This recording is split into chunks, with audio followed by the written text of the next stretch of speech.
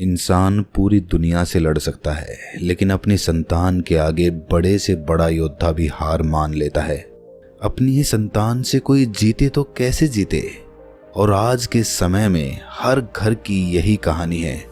माता पिता और संतानों के बीच इतनी दूरी बन गई है कि दोनों एक दूसरे को अपने लिए पराया समझते हैं। आखिर खुद की संतानों के मन में अपने माता पिता के प्रति क्यों ईर्ष्या पैदा होती है? क्यों उनके बीच में इतनी दूरियां पैदा हो जाती है?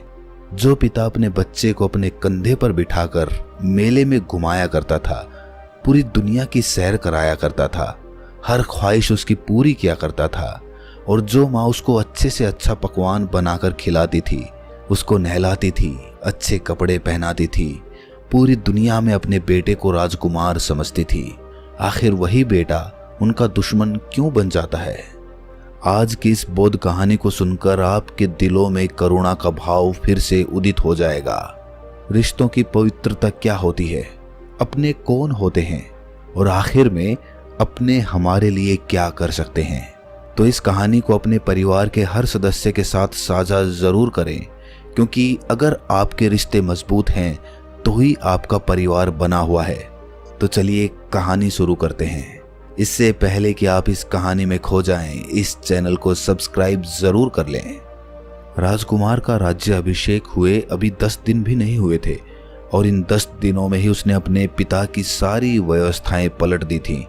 उसका पिता इस नगर के जिन व्यापारियों के साथ सौदे किया करता था, उसके बेटे ने उन व्यापारियों से मुंह मोड़ लिया था। उसने अपने लिए नए व्यापारी ढूंढ लिए थे। जितने भी मंत्री उसके पिता ने राजदरबार में बिठाए थे, उसके बेटे ने वो सभी मंत्री राजदरबार से बाहर निकाल फेंके, और नए मंत्री जो उसका गुणगान करते थे, सिर्फ उसकी बड़ाई करते रहते थे, उनको अपने पास शामिल कर लिया। पिता अपने बेटे को राजनीति की समझ देते हुए बहुत समझाया करते थे कि अपने आसपास उन लोगों को रखो जो तुम पर कटाक्ष करते हों, जो तुम्हारी बुराइयां तुम्हें बताते हों। ऐसे लोगों को अपने पास हरगिज मत रखो जो सिर्फ तुम्हारी बड़ाई करते हों, तुम्हारी प्रशंसा करते हों।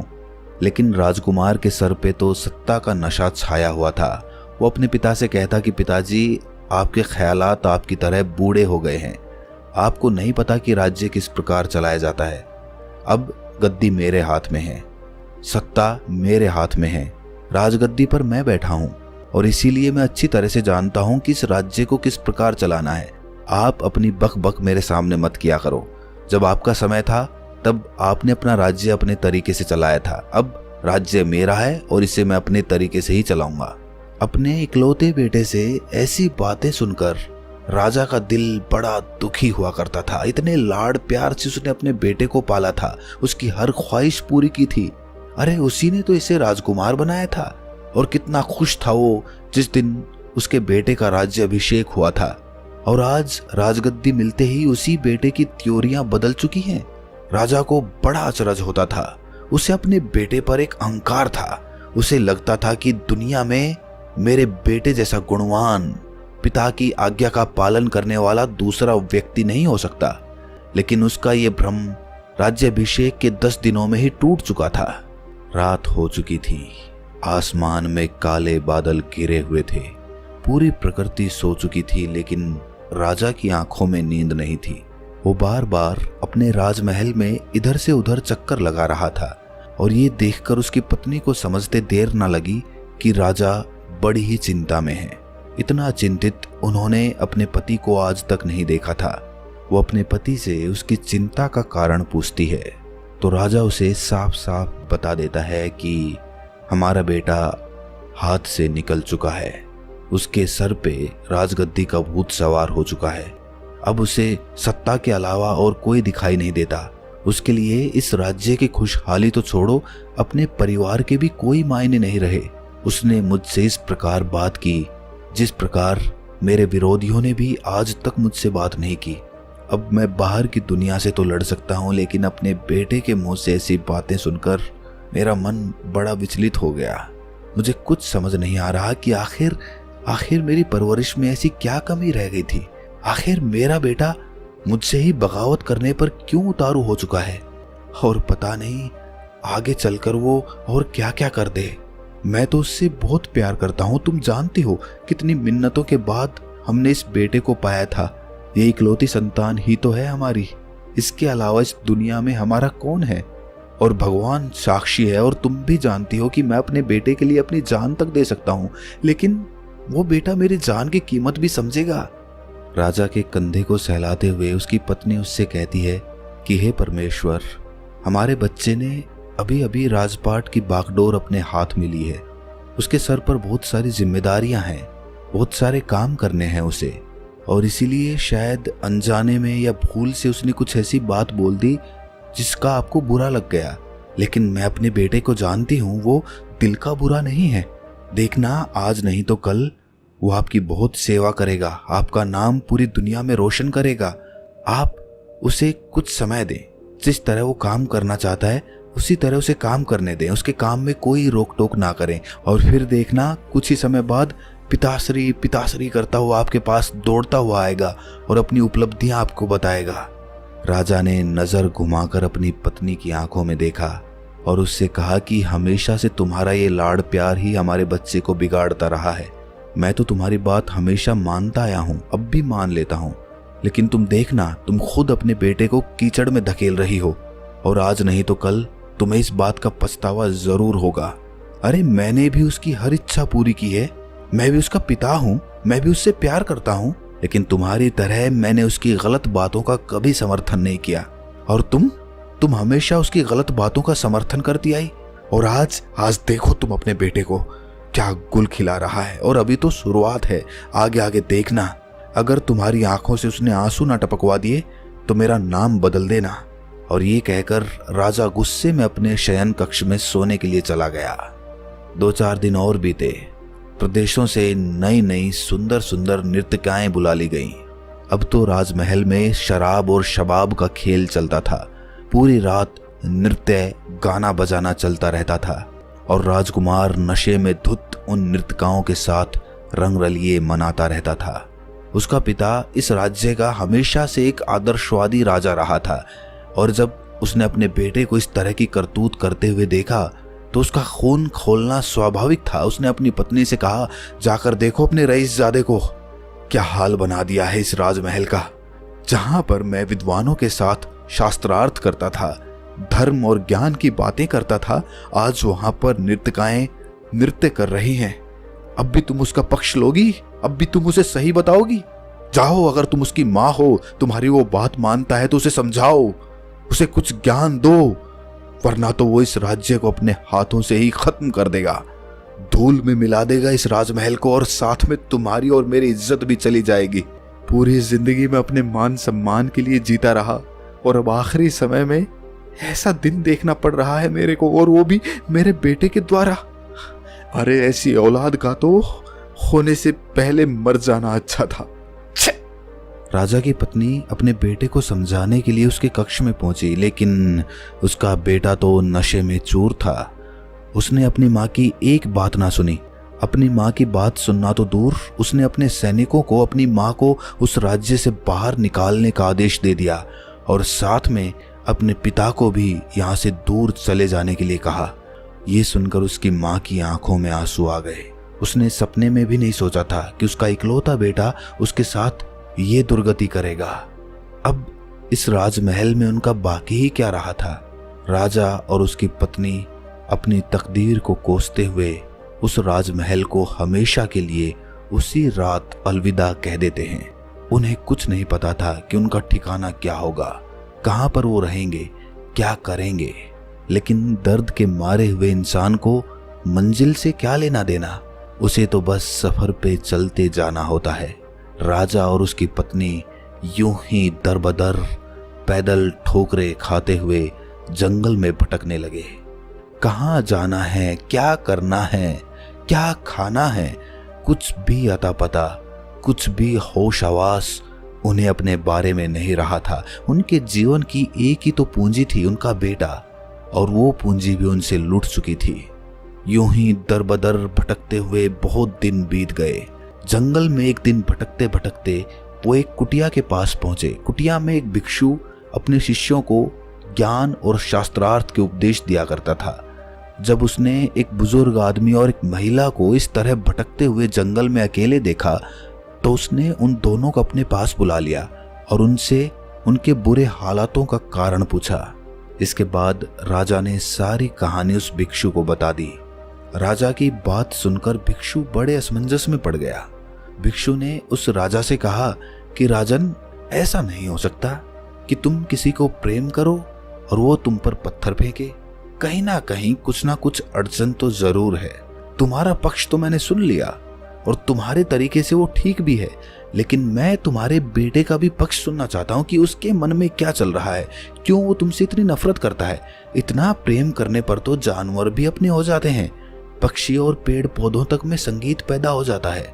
तुम तो कहते हो कि वो हमारी इकलौती संतान है, बड़े प्रेम से हमने पाला है, तो इतने प्रेम से पालने के बाद वो तुमसे इतनी नफरत क्यों करता है। राजा भिक्षु से कहता है कि महात्मन, उसके सर पर सत्ता का भूत सवार है। उसके आसपास की संगति ऐसी है जो उसको सही सीख नहीं देती। सब उसकी प्रशंसा करते हैं, वहां पर उसे कोई सही दृष्टि देने वाला है ही नहीं। वो भोला भाला है, नादान है, वो नहीं जानता कि वो कहां पर फंसा हुआ है। ये सुनकर भिक्षु उस राजा से कहता है कि राजन, तुम 2-3 दिन के लिए मेरी कुटिया में ही ठहरो।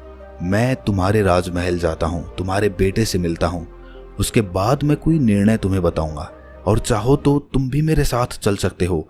जिस दिन तुमने राजमहल छोड़ा था उस दिन वो नशे में था। क्या पता उसे अब अपनी गलती का एहसास हो गया हो, क्या पता वो तुम्हें ढूंढ रहा हो।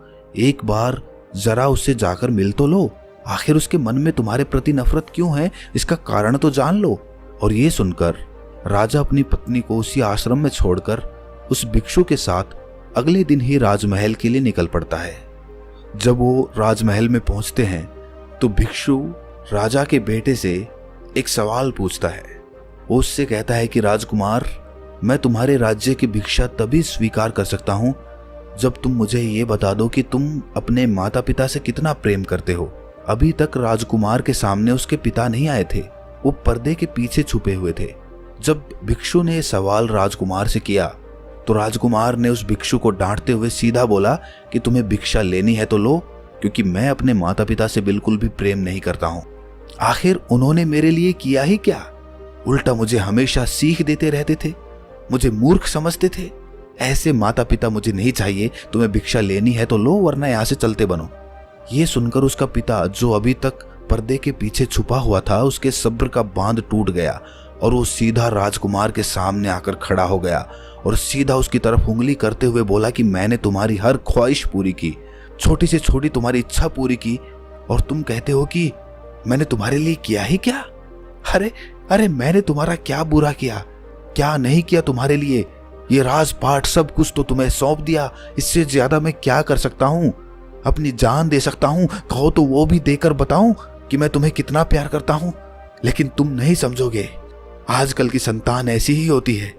1000 बार मैंने तुम्हारी माँ को बोला था कि इसकी गलतियों पे इसको डांटा करो, इसको सही सीख दिया करो, लेकिन तुम्हारी माँ की सारी गलती है, वो हमेशा तुम्हारी गलतियों का भी समर्थन करती चली गई और उसी का नतीजा है कि तुम इतने आगे निकल चुके हो, तुम अपने माता पिता को ही भूल चुके हो। ये सब उपदेश सुनकर उसके बेटे का भी सब्र का बांध टूट गया। उसने अपने पिता को धिक्कारते हुए कहा कि यही सीख, यही तुम्हारे उपदेश मुझे तुम्हारा दुश्मन बनाते हैं। बचपन से तुम्हारी सीख सुनता रहा हूं। तुम नालायक हो, तुम्हें कुछ आता नहीं है, समझ पैदा करो, सीख लो कुछ मुझसे। अरे क्या मेरे अंदर कोई सीख नहीं है, मेरे अंदर कोई समझ नहीं है? क्या मैं नहीं जानता कि दुनिया कैसे चलती है, राजपाट कैसे चलता है? लेकिन आप हमेशा खुद को ही सबसे ज्यादा समझदार समझते रहे, मुझे अपने आप से कुछ करने ही नहीं दिया, हमेशा अपने अनुसार चलने पर मुझे मजबूर करते रहे। अरे कभी मुझे आजाद किया होता, मुझे कैद करके रख दिया तुमने इस राजमहल में। पिंजरा चाहे सोने का क्यों ना हो, लेकिन आदमी तो उसमें कैद ही रहेगा ना। तुम्हारे लोहे, तुम्हारे सोने से उसे क्या लेना। तुमने मेरी सारी ख्वाहिशें पूरी की, मानता हूं, लेकिन तुम हमेशा मुझे अपने अनुसार चलाने की कोशिश करते रहे। तुम हमेशा एक पिता बने रहे, तुमने कभी दोस्त बनने की कोशिश ही नहीं की, ये जानने का प्रयास तक नहीं किया कि मेरे अंदर क्या चल रहा है, मैं क्या चाहता हूं, मेरी रूह क्या चाहती है। आपको पता है मैं एक कलाकार बनना चाहता था, आपसे बार बार बोला था, लेकिन आपने कहा कि राजा का बेटा कलाकार बनेगा। डाल दिया ना मेरे को इस जंजाल में। मैं नहीं चाहता था ये राजपाट, मेरी कोई रुचि नहीं थी इसमें, लेकिन सिर्फ आपके कहने पर मैं इन बंदिशों में जकड़ चुका हूं। इस कैद में फिर से कैद हो गया हूं।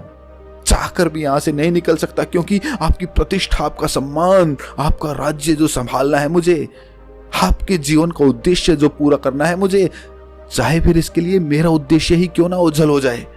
अरे मेरी जिंदगी है, मुझे मिली है, अपने तरीके से जीने का हक है मुझे। लेकिन आप ये बात क्यों नहीं समझते पिताजी? क्यों आप मेरे दुश्मन बन गए? क्यों आप एक पिता बने रहे? क्यों आप मेरे एक दोस्त नहीं बन सके? कम से कम मेरे मन की बात जानने की कोशिश तो की होती। ये कहकर राजकुमार फूट फूट कर रोने लगा।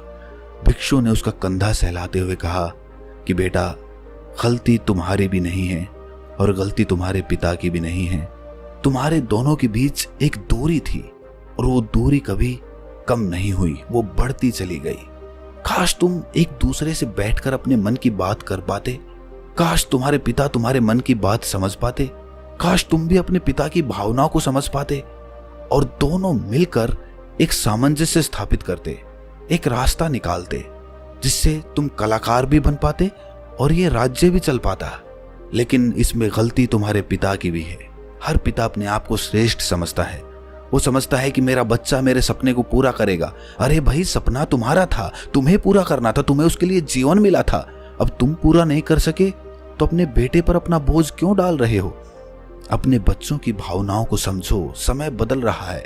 आज के समय में एक पिता बनकर नहीं, एक दोस्त बनकर अपने बेटे के साथ रहना चाहिए, वरना तो एक पिता और एक बेटा कभी भी करीब नहीं आ पाएंगे। जीवन गुजर जाएगा, पिता स्वर्ग सिधार जाएगा, बेटा अपने काम में लग जाएगा, लेकिन ना पिता अपने बेटे को कभी समझ पाएगा और ना बेटा अपने पिता की भावनाओं को कभी समझ पाएगा। इसीलिए एक दूसरे के साथ समय बिताना बहुत आवश्यक है। देखो, गलती तुम्हारे पिता की भी नहीं है। तुम्हारे पिता चाहते हैं कि जो गलतियां जीवन में उन्होंने की हैं, जो सीख उन्होंने अपने जीवन में पाई हैं, जो अनुभव उन्होंने अपने जीवन से हासिल किए हैं, वो चाहते हैं कि वो सारी चीजें वो तुम्हें दे दें। यही उनकी विरासत है। लेकिन कभी कभी वो अपनी बात को अपने बेटे तक पहुंचाने में थोड़े कठोर हो जाते हैं, थोड़े निर्दयी हो जाते हैं, और यही बात उनकी संतानों के मन में ईर्ष्या का कांटा बो देती है और वहीं से उन दोनों के बीच दूरियां पैदा होने लगती है। बेटा मौका ढूंढता है अपने पिता से बदला लेने का और पिता अपने बेटे को अपनी जिंदगी का हर अनुभव दे देना चाहता है, लेकिन समझना कोई एक दूसरे को नहीं चाहता।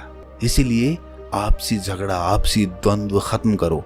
आज देखो, तुम दोनों की आपसी बातें निकल कर आई हैं, एक दूसरे का मन हल्का हुआ है। अब तुम एक दूसरे को समझ सकते हो और आगे से कोई पिता नहीं, कोई पुत्र नहीं, सब यहाँ पर दोस्त हैं और इसी प्रकार जीवन चलता है और इसी प्रकार तुम जीवन का आनंद ले सकते हो, वरना तो जीवन बड़ा बोझिल हो जाएगा। रिश्ते निभाना भी एक बोझ हो जाएगा और उस बोझ को कोई ढो नहीं सकता है, उससे आदमी टूट जाता है। क्योंकि खुद का परिवार और खुद के रिश्ते जब बोझ लगने लगे तो जीवन में इससे बड़ा दुख कुछ भी नहीं हो सकता है। ये सीख देकर भिक्षु अपने आश्रम में वापस लौट जाता है, जहां से वो उसकी माँ को भी उसी राजमहल में पहुंचा देता है। तो दोस्तों, कैसी लगी ये कहानी आपको कमेंट सेक्शन में ज़रूर बताना। अच्छी लगी हो तो इस चैनल को सब्सक्राइब करके नोटिफिकेशन बेल को ज़रूर प्रेस कर देना। तो मिलते हैं अगली कहानी में, तब तक के लिए अपना ख्याल रखिए।